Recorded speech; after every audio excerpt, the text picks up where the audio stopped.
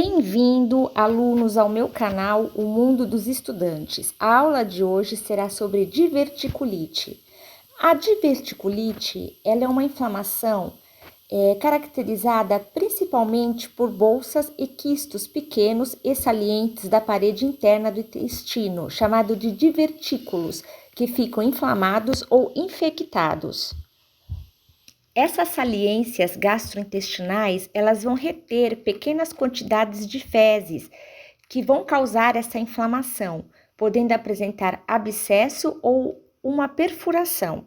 Portanto, podemos dizer que um divertículo é uma saliência parecida com a ponta de um dedo de luva, que pode localizar-se em diferentes áreas do trato gastrointestinal, mas se manifesta com mais frequência entre as fibras musculares das paredes do intestino grosso. Nesse divertículo, uma pequena quantidade de fezes pode penetrar e ficar retida. Ali, se houver condições favoráveis, colônias de bactérias podem se alojar. Esses divertículos, eles podem ser de dois tipos, o hipotônico e o hipertônico. O hipotônico, ele instala-se com decorrência no afrouxamento da musculatura lisa do intestino, e o hipertônico é aquele que é provocado pelo aumento anormal do tônus dessa mesma musculatura e pelo crescimento da pressão no cólon. Quando temos numerosos divertículos no intestino, nós vamos chamar de diverticulose. Em grande parte da população com idade acima de 60 anos, elas são portadoras assintomáticas dessa condição. A diverticulite, ela ocorre quando os divertículos ficam inflamados ou infectados, podendo apresentar, portanto, um abscesso ou perfuração. E nesses casos, é maior o risco de os resíduos intestinais escaparem para a cavidade abdominal e provocar uma complicação chamada de peritonite. Bom, agora eu vou falar um pouco sobre os sintomas. A diverticulose, ela pode ser assintomática, ela pode passar por despercebida e só é diagnosticado quando ocorre uma investigação eventual ou quando os sintomas começam a aparecer, que são queixas inespecíficas de desconforto abdominal, mas do lado esquerdo, prisão de ventre e alterações dos hábitos intestinais. Já na diverticulite aguda, é um sinal de complicação nos divertículos.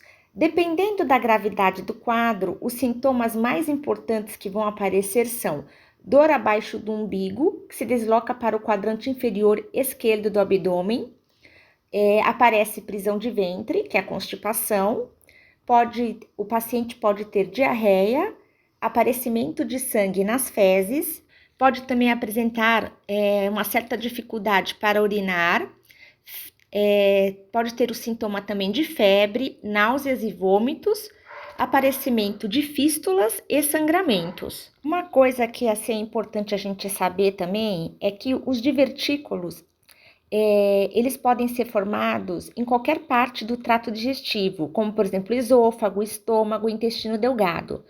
São mais comumente encontrados no intestino grosso. A presença desses divertículos no corpo, ela é bastante comum, principalmente após os 40 anos de idade.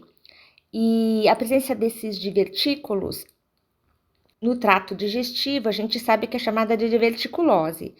E eles são inofensivos, a não ser que desencadeie algum problema de saúde, como é o caso da diverticulite. A causa e a formação dessas bolsas ou quistos na diverticulose pode ser devido a uma dieta pobre em fibras, que é uma das causas mais prováveis. Isso é muito comum em populações que têm uma dieta rica em alimentos refinados, como o arroz branco, o pão branco, cereais matinais e bolachas. Existem alguns fatores que podem contribuir para o aparecimento da diverticulite, que são idade, pois pessoas acima dos 40 anos estão mais sujeitas a apresentar diverticulite do que pessoas mais jovens. Isso porque os divertículos, eles são mais comuns em indivíduos acima dessa faixa etária. Então, alimentar-se, como eu já tinha falado, com uma dieta pobre em fibras, também pode contribuir para o aparecimento da diverticulite. Então, uma dieta também baseada em alimentos processados e carboidratos, com pouca quantidade de fibras, pode ser um fator desencadeador dessa doença. Pouco exercício físico também foi diretamente relacionado ao surgimento desses divertículos, o que, consequentemente, vai aumentar os riscos de diverticulite. Também nós temos a obesidade e o tabagismo. Geralmente é uma condição branda, a diverticulite, né, que vai responder bem ao tratamento. Algumas pessoas, porém, sofrerão mais de um ataque de diverticulite, por isso é importante estar sempre atento com um acompanhamento médico. O paciente, ele provavelmente só vai precisar de cirurgia para tratar essa diverticulite se ele apresentar uma complicação como perfuração, abscesso, fístula ou obstrução intestinal, se ele tiver vários episódios de diverticulite e se ele apresentar um sistema imunológico comprometido. Existem dois tipos principais de cirurgia. Quando você tiver uma ressecação intestinal primária, onde o cirurgião ele vai remover os segmentos doentes do intestino e vai reconectar os segmentos saudáveis. Isso chama-se anastomose. Isso vai permitir que a pessoa, que o paciente, tenha movimentos intestinais normais. E dependendo da quantidade de inflamação, o paciente pode ter uma cirurgia aberta ou um procedimento minimamente invasivo, chamado de laparoscopia. Um outro caso é quando tiver uma ressecação intestinal com colostomia. Se o paciente apresentar tanta inflamação que não é possível voltar ao cólon e ao reto, o cirurgião ele fará uma colostomia, ou seja, uma abertura, que é chamada de estoma, na parede abdominal, que está conectada à parte saudável do cólon. O desperdício passa pela abertura em uma bolsa. Uma vez que essa inflamação tenha diminuído, a colonostomia pode ser revertida e o intestino será então reconectado. Para a recuperação do paciente, para que ela seja mais rápida, o repouso e o uso de bolsas de água quente são aconselháveis na área abdominal.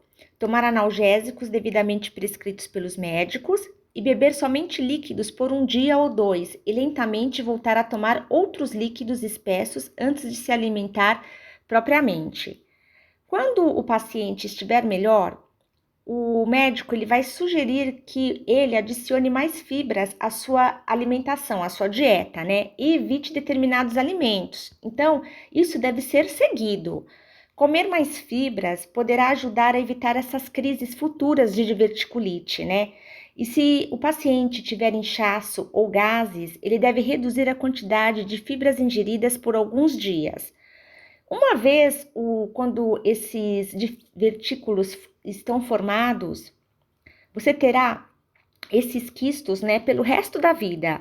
E se você fizer algumas mudanças no seu estilo de vida, o paciente, né, talvez ele não tenha diverticulite novamente.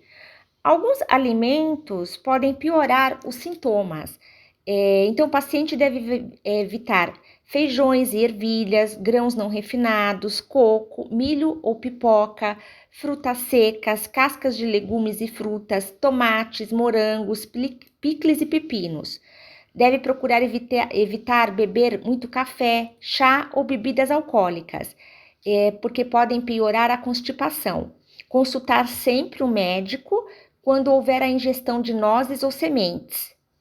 Se essa diverticulite ela não for tratada, ela poderá levar a problemas de saúde mais graves, como a periodontite, o sangramento retal, buraco ou ruptura no cólon, abscessos, que são bolsões cheios de pus, estenose e fístula.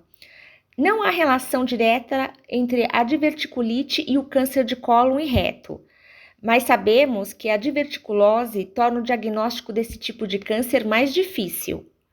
Bom, alunos, a aula de hoje foi essa, espero que tenham gostado. Se você gostar, deixe seu like, pode deixar sugestões para as próximas aulas e não se esqueça de se inscrever e de tocar aí no sininho para ser notificado das próximas aulas e obrigado por assistir. Até breve e bom estudo!